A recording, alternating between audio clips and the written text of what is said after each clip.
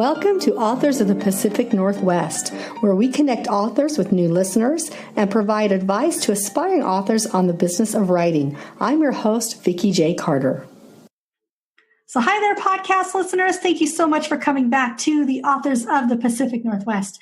And today, as we record here in the very hot time of September, I would like to introduce you to David Barbour. So David, say hi to everyone.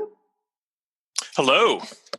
We are so happy to have you on the show. You guys, all my podcast listeners know that I record a little early, so David's episode probably won't be coming out until we get into winter and cold. And we won't be able to believe it, will we, David? It'll be cold sometime soon. Today, I'm looking forward to it. In December, I may have a different answer. But yeah, that's totally my case all the time. So, David, let's introduce you to the listeners just a little bit. And first, tell us what state you're residing in the Pacific Northwest. I live in Washington State. The closest place you can get gas is a little town called Yackle. I'm actually quite a ways from that. I live right on the border of the National Forest down here. So I frequently have bears and things like that in my yard. You're in the woods. We are. Yep, for sure. Yeah, but it's beautiful, isn't it? There's nothing like the Pacific Northwest woods at all. We love it. We really do. Yeah. I like to do a lot of hiking. I do a lot of kayaking in the summer. And so we're just winding up our kayaking trips, my husband and I. And nothing better than the Pacific Northwest summertime, I think. Yeah, it's brief, but it's wonderful while it's here. We try to make the most of it. True, very true, very true. So before we jumped on, you and I were both finishing up our day jobs. So why don't you share with us what your day job is? Or are you lucky, because I know you were finishing it up because you told me that, but are you lucky and you're a writer full time? I have a day job. I work for a large entity that allows me to work from home. My writing has turned very much into kind of a profitable side hustle over the last few years. That's fantastic. And I'm looking forward to retiring and then writing full time. I think that's a very realistic goal at this point. So that is such great news. I needed to hear that, David, from someone else, because my podcast, writing, everything that I do right now is all side hustle. And love to hear the fact that somebody else is making it and they could make their side hustle their main thing. So that's good to know. Absolutely. A lot of folks want to know if they can do independent publishing or writing full time. And it certainly can, but there's a middle ground there where you can, maybe in that time you'd otherwise be watching TV or something, you can produce some books and it can make a big difference when you look back over the year, what you've made. So it's nice. Yeah, so true, so true. So we'll talk a little bit about publishing a little bit later on. We'll dive into that. But first, we're still getting to know you a little bit. So a lot of authors, I ask when they come on, we're all told as authors that we need to be pretty avid readers. So what is sitting on David's nightstand that you read right now? You're reading. I am almost done with Keith McCafferty's novel, The Bangtail Ghost. Mm-hmm. If you don't know Keith, he writes the Sean Stranahan mystery series, which is set in Montana. And this latest one, I forget which one it is. It's maybe the 12th book in the series, deals with cougars or mountain lions, what some people would call them. Yeah. And it's a great read. I'm real close to the end, and I think I'll probably stay up too late tonight to finish it. Yeah. Yeah. I know we're heading into our Labor Day weekend, and I'm just so excited because more kayaking, more reading, more everything for a couple of days. So cougar story. So my husband and I were kayaking down the Cowlitz River. Really, it's just floating down the Cowlitz River. Right. And we were in a pretty spot where there wasn't a lot going on, not a lot of trees and stuff. But we were coming to a house, and I spotted, I swear, it was too big to be a regular cat, too big to be a dog, but it was definitely, I think, a cougar. And it was coming from the back of someone's house along and hid itself in the tree line down there. And I'm like, oh my gosh, I think I just saw one. Because we live in an area where we hear about them all the time. We know they're there, but you don't see them very often. Yeah, I spend a lot of times in the woods, and I've only caught 2 fleeting glimpses. I'm an animal tracker, so I catch sign occasionally. Yeah. But we have cameras here on our property, and we catch them on camera from time to time. Gotcha. But you can walk right to the spot where you know that big 150-pound animal just walked. and those big soft paws don't even leave much of an impression. So I think they're here more than we realize. They probably are. I do know a lot of my friends that live out in the woods. So this is all Northwest talk for those of you who aren't from the Northwest. This is right. Stuff we talk about that live out in the woods. They really have to keep their little animals in because that's something that they can definitely know is going to be snacking on the little dogs and cats. Yep. Yeah. Let's talk a little bit about your book series, because from what I remember from your website, you have 2 book series, correct? You want to tell us a little bit about each one of them?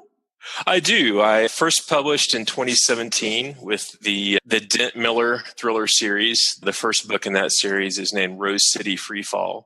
Mm-hmm. That's a gritty, noirish crime thriller series. And those books have done well. And I keep asking when I'm going to write book number 4. No, I love that. Yeah, people keep asking me that. And then my latest book is a book called The Valley of Lost Children. Mm-hmm. And it's what I call a wilderness thriller, a wilderness mystery. Mm-hmm. So it's a little different, a little more of a reflection on what I'm up to in my life right now. Oh, okay. The protagonist is a wildlife tracker and woodsman, and he gets involved in some hijinks set right where I live. His sidekick is a friend of his who's also a woodsy kind of guy, and he teams up with the local librarian and some people like that. Perfect. To solve a mystery, which may or may not have a supernatural element. I love it. But the title comes from legends about the Yakult Valley here, about children disappearing and evil spirits and some things like that. I'm not going to give away too much from. Okay, don't, because I want to read it, because it's right up my alley. It's set in a setting that I'm terrified of going out hiking in the forest and finding dead bodies. Like, it's like a legit fear I have. I don't know why. Maybe I've watched too many crime shows. I don't know. It does happen. I know it does. And also, I'm a librarian. You probably didn't know that about me, but I started to call myself the author's librarian. So you guys might see that on my website. And my mission, besides the podcast and writing, is to help authors do research and do good research for their writing, not just Google and Wikipedia. So that's my new mission in life. I think that's outstanding, because I read books from time to time, and be an otherwise excellent book. I'm familiar with a lot of police procedures and things with the military and stuff like that. Mm-hmm. And there will just be that little wrong note in there where the author didn't quite get it. And that's a good service that you're offering there. We're just launching it. I started with one mini course for authors. I have a vision of myself retiring and writing and doing podcasts and helping authors in research. So I'm just building that platform. I'm not anywhere near where you're at. I'm not ready to, retire yet, unless everything kind of gets moving. But I'm still 10 years out from retiring, okay, but I'm a planner. Me too. Good. Okay. So are all your series, are you self-published? I am. They've all been self-published, and I think that's probably where I'll stay unless somebody offers me something with a lot of zeros in it. I'll probably remain self-published. Well, you get a lot more control in self-publishing from what I'm learning. I do not know this for a fact myself, because I'm still in the I don't know what kind of publishing I'm going to do yet stage with my book. I have a book series I'm working on. My first manuscript's done, going through edits, had readers and a writer's group work on it with me. And so I don't know yet. Am I going to pitch to an agent? Am I going to try to self-publish? I'm not 100% sure yet. So what helped you make the decision to be a self-published author? I think one of the strengths that I have for this business is I do have that creative impulse that lets me write books, and I'm able to shift into a different mindset and make business decisions. Mm-hmm. And when it was time to decide which way to go, I value a lot of control personally. Yeah. And I try to avoid relationships where there's an imbalance of power, and particularly if they're long-term and they involve a lot of money. I don't even have a cell phone contract. I go month to month on that, right? That worked out best for me. All of my business relationships are severable. If Amazon does something that is not in my best interest, I could leave tomorrow. I don't know what that would look like. And folks, they sign traditional deals and they work out great. And then sometimes it starts off well, agents die or publishers get fired or companies merge. And that's not really a severable relationship once you've sold those rights. Yes. So that was my decision. If I were searching for literary acclaim, if I were going to try to win a National Book Award or something like that, I'd have a different answer. But for what I'm doing, this is working really well. I think it's very important for an author to really know themselves and really know what maybe they might get themselves into in the industry. So then they know exactly what kind of partnerships they're willing to work with or not. And I think that was very wise for you to make that decision. I am on the fence about traditional publishing. I've been swayed back and forth from other authors just by talking to them because my husband was in the music industry, which is a very similar industry. And so we have already gone through years. We had years of before MP3, we did CD sales, contracts, went through the whole thing with management, all of it. So I've already had an experience with that, PR individuals and stuff. And honestly, it left me a little bit of a bad taste in my mouth. So I can see why. So I've always been like, I don't know, I think I'll self-publish, but we'll see what I end up doing. I feel like the beauty is that nowadays we don't have to rely on one specific path. We can take a different path that works for us. So that's the nice thing about it. And I think that's a great point. Jay Thorne, I don't know if you're familiar with them. He has several independent publishing podcasts and things. Mm-hmm. He says time and again, this is a project by project decision. Mm-hmm. Traditional publishers are now a lot more open to hybrid authors, folks who perhaps publish one series independently. Maybe it would not have enough of an audience to be profitable for a trad publisher, but then they're willing to maybe publish another series or maybe even under a different pen name from someone and take a trad contract. So it's not really an either or. I've met quite a few hybrid authors through the podcast. So like you and I are talking, I've hit over 90 podcast episodes that have been released. I have interviewed other authors that we chose not to release for some reason. But so it's been quite a journey in 2 years. I love the idea of the hybrid model in the sense that you can make a lot of choices. If you choose to write different genres or you choose to write under a different pen name, you have so much flexibility. Sure. So that's what's so nice. All righty. So let's dive a little bit deeper into your writing process for your books. And then we'll dive into the one that you want to share with us. Before that, we'll get y'all set up for that. But tell me, David, a little bit about the writing process. Did the idea for the stories just come to you? Were they inspired by something? Did you plot it all out, write it all down, or did you sit down and just write it and then fill in the pieces as you went? It's really evolved over the years. When I wrote my first book, Rose City Freefall, I didn't have an outline. I didn't have a good understanding of story structure with your first plot point and your pinch points and things like that. And so that book was written and rewritten and edited and re-edited as I learned those things. Mm-hmm. And I've written 7 books. I've published 4. The other 3 I wouldn't ever ask anybody to read. Practice books. Right, yeah. But now what that's looking like now is I am an outliner. People have that discussion of, do you outline your books or are you a pantser? Do you make them up as you go along? Yeah. And I would argue that's really not black or white. It's more of a continuum. Some people, they get that idea, they write the first sentence, and then they're just off to the races. Yeah. I heard an interview with an author who did a 40,000 word outline. And I guess at what point, that sounds like a first draft to me, really, you know? And I'm in the middle. I have an outline of all my major plot points. I know what the end is going to be.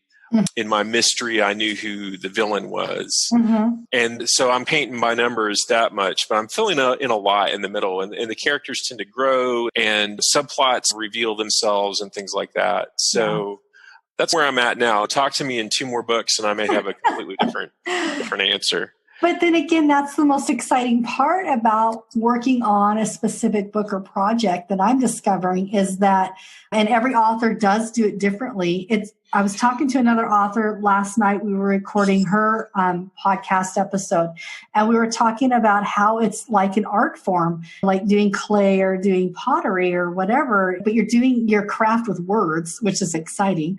But everybody has a different method. And so it's so fun for readers. I get a lot of comments from readers. They love the part where you authors share the behind the scenes of how it got started for you.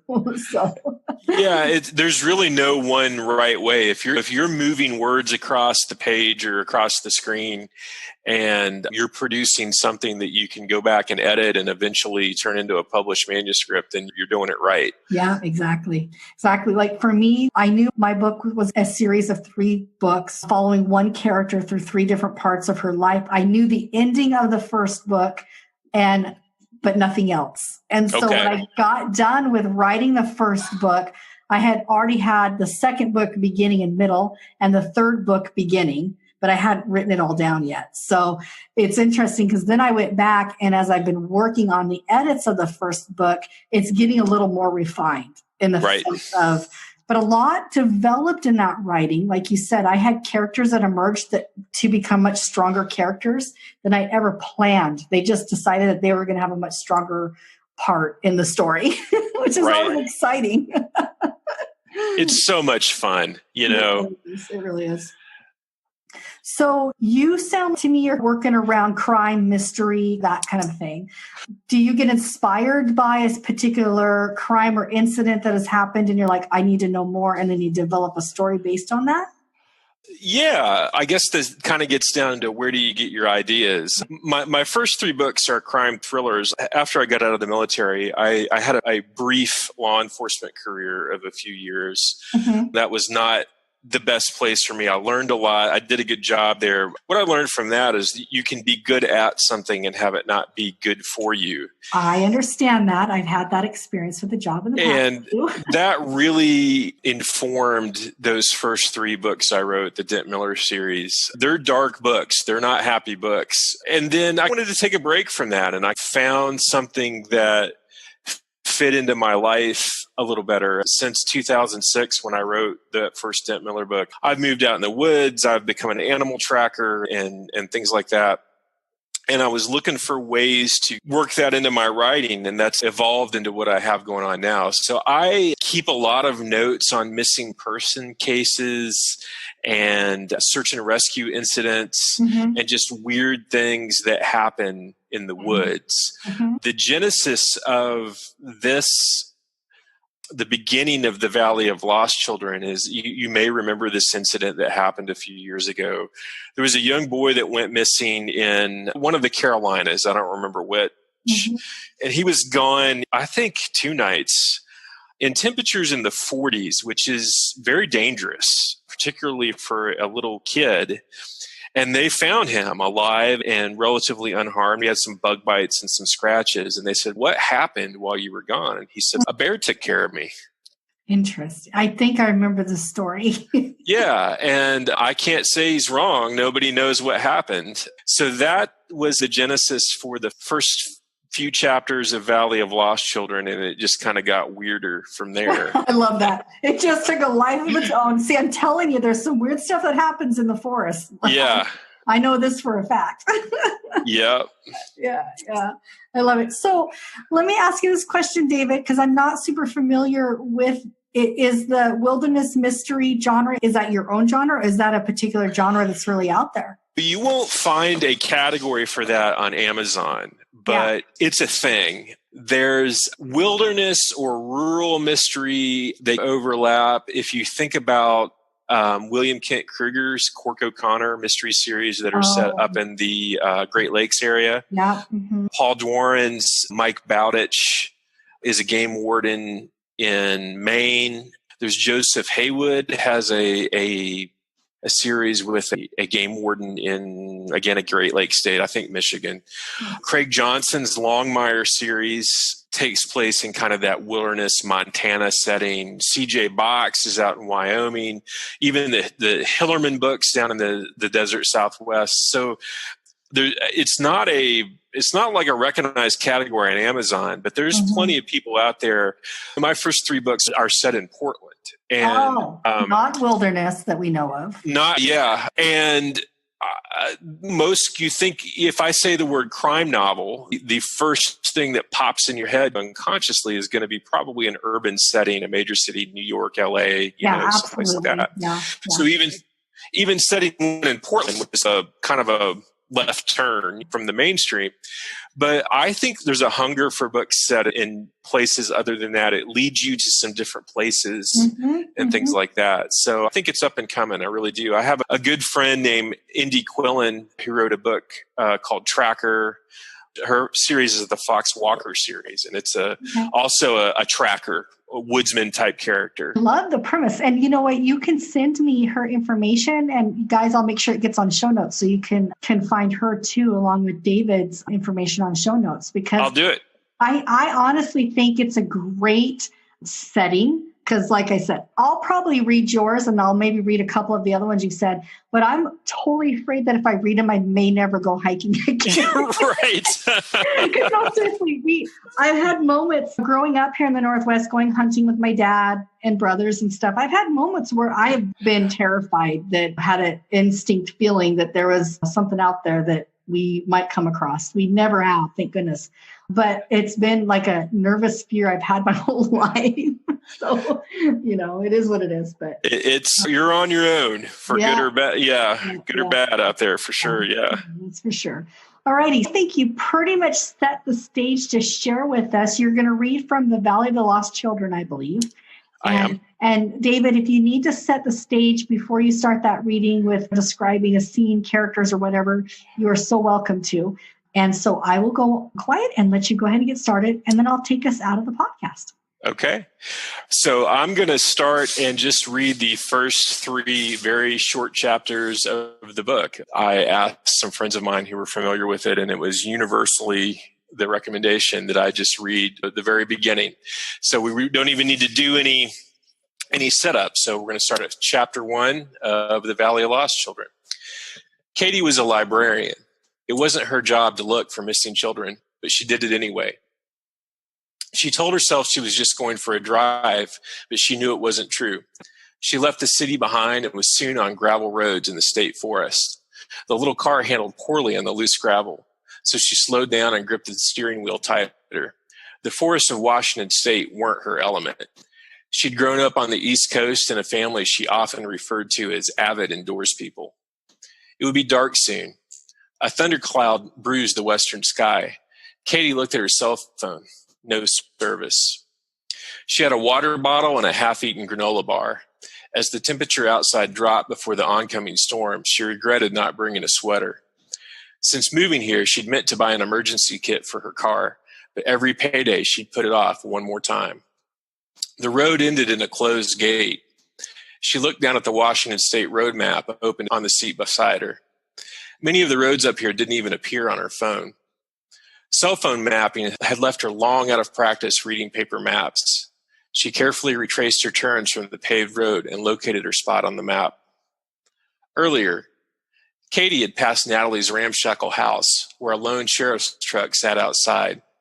Natalie's mother had called, sounding drunk, or at least hungover, to see if anyone had seen her 7-year-old daughter at the little library branch in the town of Yakult. Natalie's mother was confused about what day it was, as the branch was only staffed on Wednesday, and today was Monday. Katie was miles from Natalie's house, with alternating stands of dense trees and clear cuts in between. There were dozens of forest roads up here. Most of them ended in dead ends. Some were too rough for her car.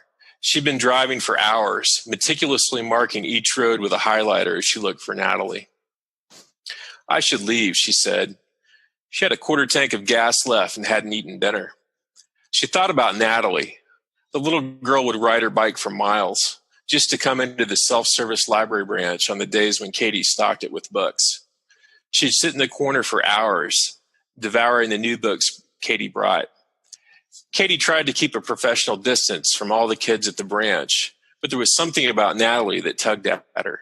The kid was special, smart beyond her years, and seemed like an old soul in a young body. At least it was easy to turn around in her little car. As she bounced down the road, she felt sick to her stomach. She slowed to check the map one last time. Maybe there was a side road she'd missed, something she could check on the way out. Katie was grateful she slowed down because a big, brown, knobby-kneed shape materialized in front of her. She slammed on the brakes and had just enough time to catch a flash of white rump patch as the huge animal dove into the thick bushes on the side of the road. Swallowing hard past the lump in her throat, she tried to figure out what she'd just seen. Too big to be a deer, she thought. An elk. That must be what an elk looks like, she said. She started driving again, slower this time. The sky opened up.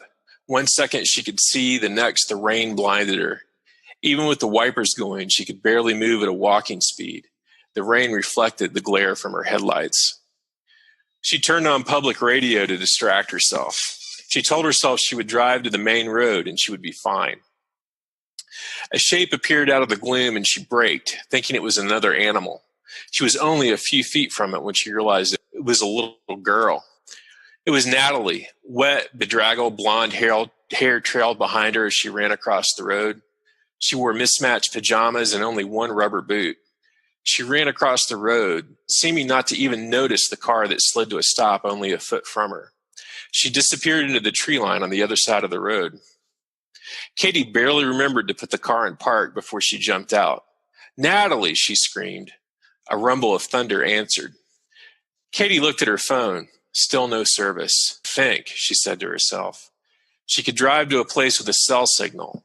She could drive back to Natalie's house where there was a phone and maybe still a sheriff's deputy. She looked up and down the road trying to find some way to mark this spot. It looked the same as everywhere else up here. Gravel road, trees on both sides. Katie's khaki work pants and polo shirt with a library logo were already soaked from the rain. 20 minutes before, it had been a warm summer evening. Now it felt like it was 20 degrees colder. In her mind, she replayed the brief glimpse of Natalie. The girl was soaked already, and it was getting dark. It might be hours before Katie would lead somebody back to this spot. She opened the hatchback of her car. She ignored the voice in the back of her head that told her this probably wasn't a good idea.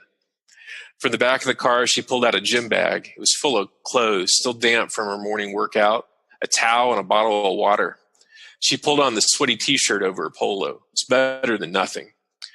She slung the bag over her shoulder, shut the car door, and set out into the trees. Chapter 2.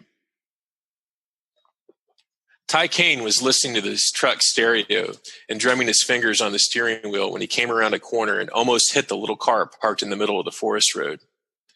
His old pickup fishtailed as he slammed on the brakes, and he narrowly squeezed past the little compact without running off the road. First, he was irritated. Then he realized no one was in the car and grew concerned. He pulled on a waterproof shell, got out of the truck, and circled the car. The hood was still warm and the engine ticked as it cooled. The driver's door was latched, but not completely shut. The inside of the car was tidy, with only a purse and an open map on the passenger seat. The right side of the rear bumper had a sticker that said librarian by day, superhero by night. The other side had a sticker that read, librarian, I make shh happen. The skid marks in the gravel were easy to read. The car had stopped suddenly. There was no damage to the front end from colliding with an animal. Ty couldn't see any reason for someone to stop here and get out. There was nothing interesting to photograph. Ty was up here scouting for the upcoming bow hunting season, but he doubted the owner of the little subcompact was a hunter. It was the wrong season for mushroom hunting, and while the huckleberries were ripening at higher elevations, there was none in this stretch of forest. The coarse gravel showed where the car had skidded, but no footprints. Ty searched the sides of the road. Even though it was still technically daylight, the heavy cloud cover made it hard to see fine detail, so he pulled a little flashlight out of his pocket.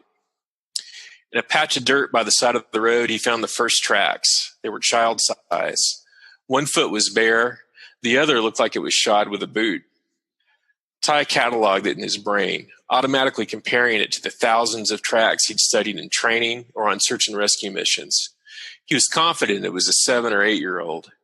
He looked across the road, drawing an imaginary line from the track, straight across to the other side. It passed right in front of the bumper of the little stopped car. Close one, he said. He walked across the road. The tracks on the other side were easy to see. There were more tracks from the kid and a new set of prints. Ty bent to study him. The details were rapidly disappearing in the driving rain. He guessed there were a women's size 8, some kind of athletic shoe. Ty squatted there looking at the track as the heavy rain ran off the brim of his hat. He didn't understand why a little kid was running through the forest, wearing only one boot and being followed by a woman in tennis shoes who was apparently a librarian. It wasn't really his job to find out. He just moved here. He wasn't a SAR volunteer anymore. He could just go home and call it in. That would take at least 45 minutes to an hour. Ty didn't even own a cell phone, so he'd have to drive all the way to his house. The tracks would be gone by then. Already the temperature was falling ahead of the oncoming storm. Even in the height of summer, it was cold here at night. A child could be hypothermic in just a couple of hours. He stood and walked back to his truck. From the passenger seat, he grabbed a lightweight backpack. His revolver and gun belt were locked up in the back. He briefly considered grabbing them. Weird things happened out in the woods sometimes. People felt like they could do whatever they wanted out here. But if he tracked down a scared kid and a woman, showing up with a gun on his hip wasn't likely to make them less afraid. He left the gun behind and started following the trail. Chapter 3. Katie stepped off the road and immediately slipped and fell down the steep bank. The earth, parched from weeks of no rain, couldn't soak up the water fast enough to keep up with the downpour. So the ground underfoot was slick and treacherous. She landed hard on her tailbone and felt the cold water seep into her thin khaki pants. She half slid, half scrambled the rest of the way down to the bottom of the embankment and realized she'd seen Natalie charge down the slope, but did not understand where she'd gone from there. Footprints, she said, and started casting back and forth, looking for marks on the ground. Katie had little outdoor experience. She lived on the East Coast her whole life and had only moved to Washington State 3 years ago. She'd make the drive to the library branch in the little town of Yakult, look at the forested mountains, and resolve to try hiking someday. There was just so little time left after work, getting settled into a new pace, and other pursuits. She looked at the woods in front of her. She was in a little depression with water flowing. What would you call it? A gully? A swale? It probably wasn't big enough to be called a canyon. The trees up by the road were big evergreens, regularly spaced. Down here, the woods were different. Dense, small trees grew so thick it didn't even look like she would fit between them. She found what looked like a path. She doubted it was a hiking trail. More likely it was made by animals. But there in the center were the clear imprints of some little toes. Katie worried for the first time about getting lost. She realized the water was running out of a culvert under the road, and her car was parked just over it. She reasoned that if she kept the water in sight, she could backtrack her way to the car. She didn't know what she would do if Natalie led her on a wild chase away from the water. Katie looked around, trying to fix an image of the different hilltops and peaks in her mind. They all looked the same. She took a deep breath and plunged into the woods.